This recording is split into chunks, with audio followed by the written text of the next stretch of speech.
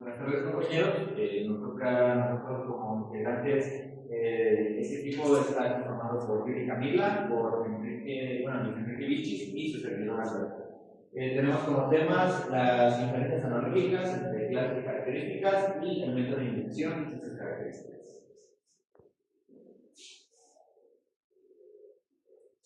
Vamos a entender qué es una diferencia analógica.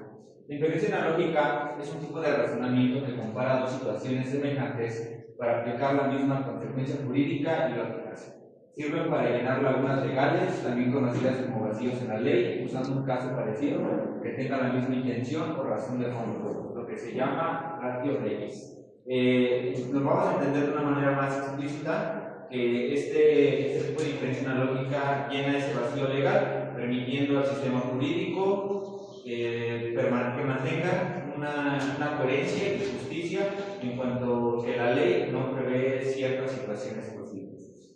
Lo vamos a clasificar tiene dos clases de diferencia. La analógica legis. La analógica legis se aplica una norma jurídica existente a un caso que no está regulado, pero se parece mucho.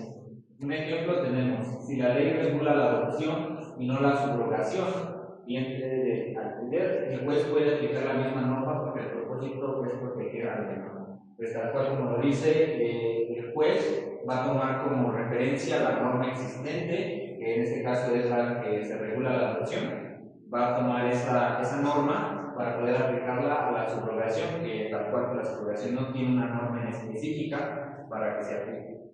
De ahí tenemos la analogía iuris del derecho.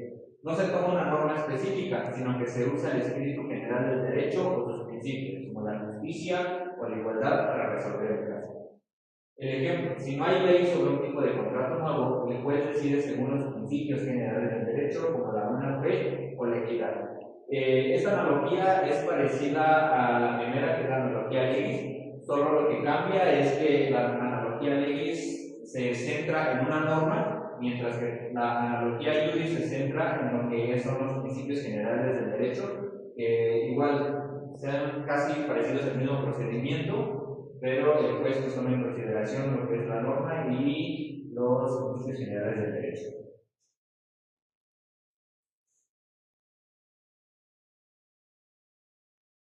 Como características, como primera característica sirve para llenar vacíos legales, como ya lo había comentado, puesto que se usa cuando no hay una norma que diga qué hacer en un caso concreto. Segunda, se basa en la semejanza. Se comparan dos casos parecidos para aplicar la misma solución. Y tres, busca la ratio legis, la razón del ser de la norma. Esto significa que no se copia la ley, se aplica su intención o propósito si ambos casos comparten la misma situación o la misma razón. Tenemos igual, tiene límites. En el derecho penal no se puede usar para crear delitos o imponer penas que no existan en la ley, y solo se puede aplicar en materias civiles, administrativas o laborales donde no se afecta la libertad o derechos fundamentales.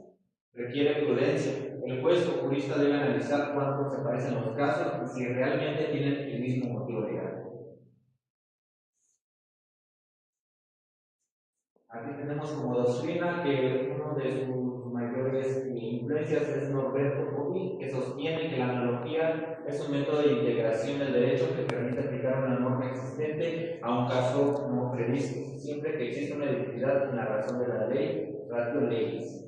Y tenemos a Carl Kelsen, que considera que la analogía es una forma de creación jurídica secundaria donde el juez, ante la falta de la norma, extiende el sentido de una disposición existente para mantener la coherencia del sistema legal. Como segundo tema tenemos el método de inducción, perdón. Ese método de inducción en la lógica consiste en sacar una regla general a partir de la observación de varios casos particulares, es decir, va de lo particular a lo general, y se basa en la experiencia y el análisis de hechos o sentencias anteriores. Un ejemplo de esto es si varios jueces han resuelto casos parecidos sobre despidos injustificados, de la misma manera se puede formular una regla que, sobre cómo debe aplicarse la ley laboral. Por ejemplo, se llega a una conclusión en donde si se despide injustificadamente, a la persona que se despide injustificadamente se le debe dar una remuneración económica. por los años que laboró en la empresa o donde, bueno, se me trabaja. Sus características es que va de lo particular a lo general, se parte de casos concretos para llegar a una conclusión más amplia. Va de casos particulares y se va a lo general, como se los mencioné, llega a una conclusión mucho más amplia. Es basado en la experiencia, es un método empírico porque no se apoya en datos o hechos, porque se apoya en datos o hechos reales.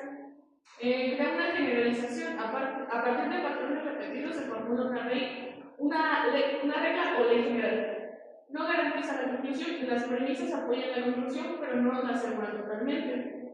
Complementa la deducción. Ambos métodos se usan juntos para fortalecer el razonamiento jurídico.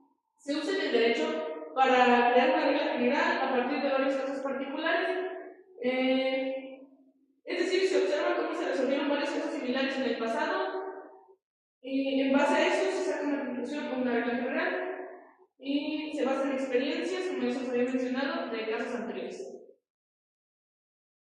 Doctrina. Hans Kelsen considera que la inducción no crea normas, sino que permite descubrir cómo se han aplicado en casos reales observando sentencias anteriores. Esto lo hemos explicado pues, en la jurisprudencia.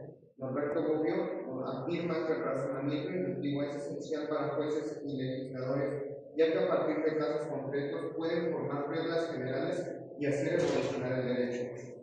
Luis Casares Siches señala que la inducción permite adaptar la ley a nuevas circunstancias sociales basándose en la experiencia judicial.